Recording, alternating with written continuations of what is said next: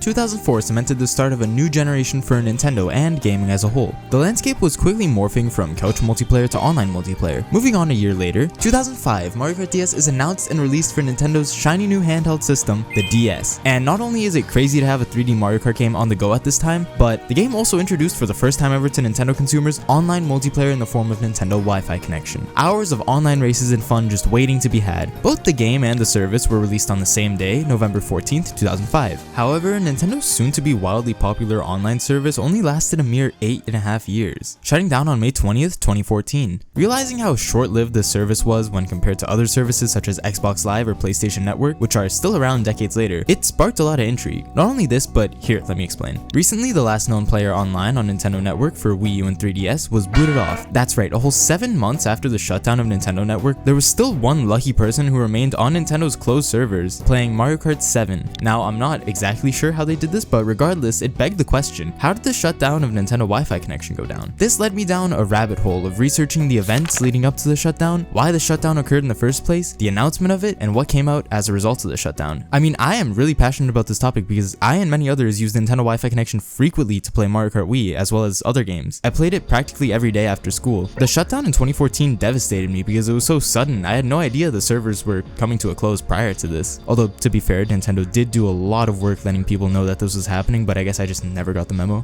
Give me a break, I was 8, okay? Coming home from school one day and seeing an aspect of game that I had poured hours into taken away from me in an instant felt unfair at the time. 8-year-old me was determined to find a fix. Surely it was my console that was broken, I thought at the time, not realizing that this was a mass shutdown of Nintendo's online service for good. I didn't want to accept the fact that Mario Kart Wii Online was gone. Ultimately, the total discontinuation of Nintendo Network, recalling my experiences with Nintendo Wi-Fi connection, and the comparison between Nintendo Wi-Fi connection, Xbox Live, as well as PlayStation Network, led me to researching and compiling an exact timeline of what went down in the final 24 hours of Nintendo Wi-Fi connection.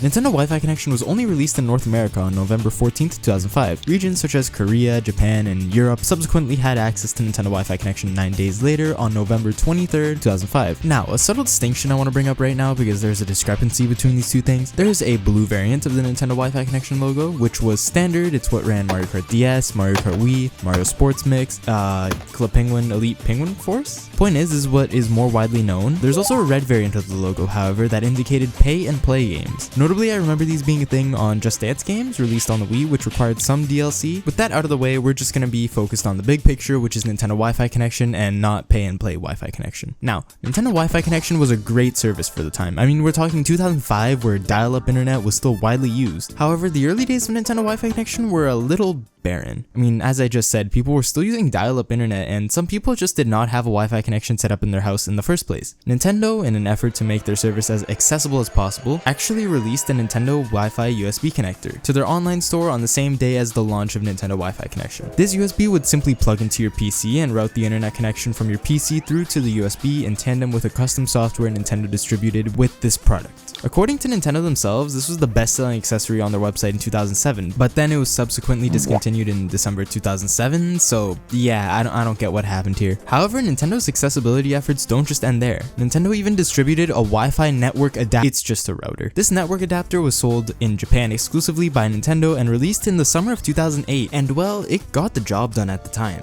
Now, I know a ton of information was just hurled at you, but I promise it's all a part of the timeline, just stick with me here.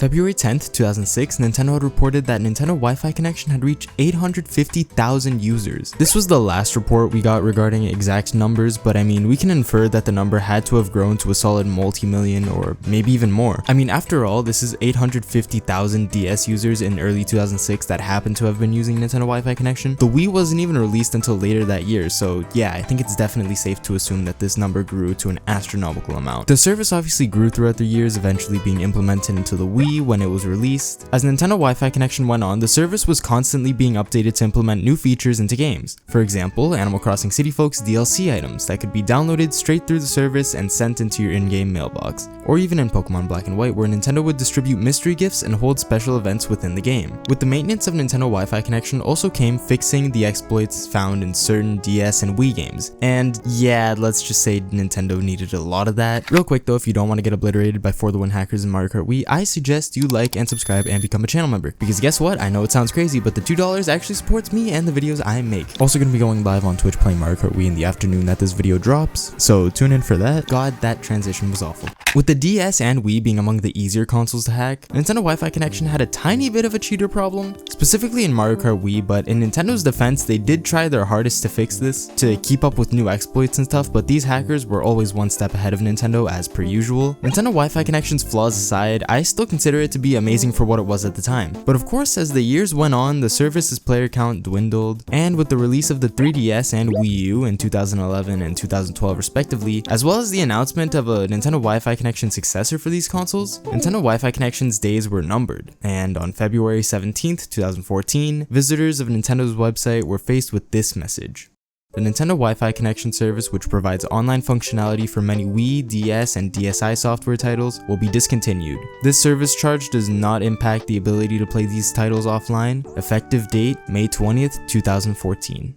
So what happened? You know, it was more than Nintendo moving on from the Wii and the DS. It was even more than the dwindling player count. Nintendo's partner in the service was GameSpy, a company known for essentially pioneering online gaming in the early 2000s to early 2010s. They peaked during 2004 to 2012. 2012 began the decline of GameSpy, as they were sold to Glue Mobile, which is a mobile game developer and publishing company. Glue Mobile came in and effectively restructured GameSpy as a company. They upped server service fees, which Nintendo was not too happy about, and shut down certain sectors of GameSpy in 2013, which inevitably culminated in the discontinuation of GameSpy's online servers on May 31st, 2014. This marked the end of GameSpy's reign and the reason for Nintendo Wi-Fi connection's demise.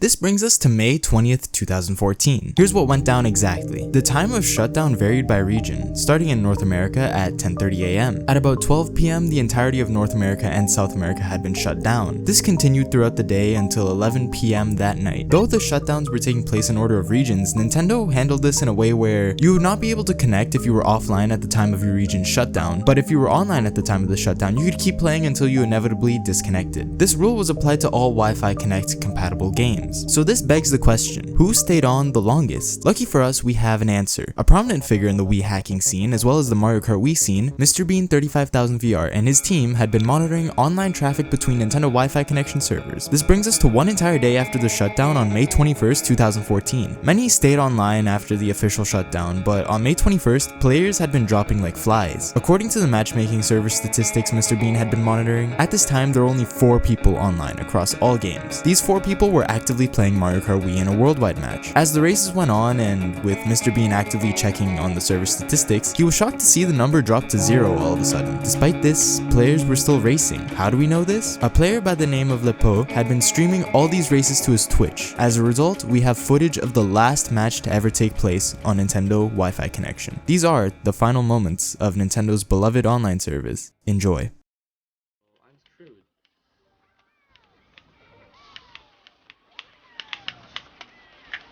Yeah, I couldn't enter. It can't just be worldwide, I mean a green line and this guy, America. It is. I gotta say, this is worldwide. If you watch the stream since the other stream, the video, you will see that is from the worldwide section. It is still Wi-Fi key 212. So Swords can't do anything at all whatsoever unless this guy has him and they do a private room. Yes. You were this. No. No. No. No way.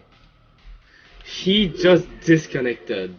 I guess I need to press A, because I can't do anything about it. Well, the thing is, right, it still says connecting to Nintendo Wi-Fi connection. It doesn't work. Oh my god, I just wish I could have played more. It just freezes there, like, thinking it's gonna load, but there's no server. So... Unfortunately, Andrew, the only other player online, had disconnected. This, of course, was the finishing blow to Nintendo Wi-Fi connection. If you want the uncut footage of the final race, feel free to check the description where Mr. Bean himself preserved this part of the stream. With this out of the way, we still have to take a look at... obviously, what came out as a result of the shutdown? I'm pretty sure you all know the answer.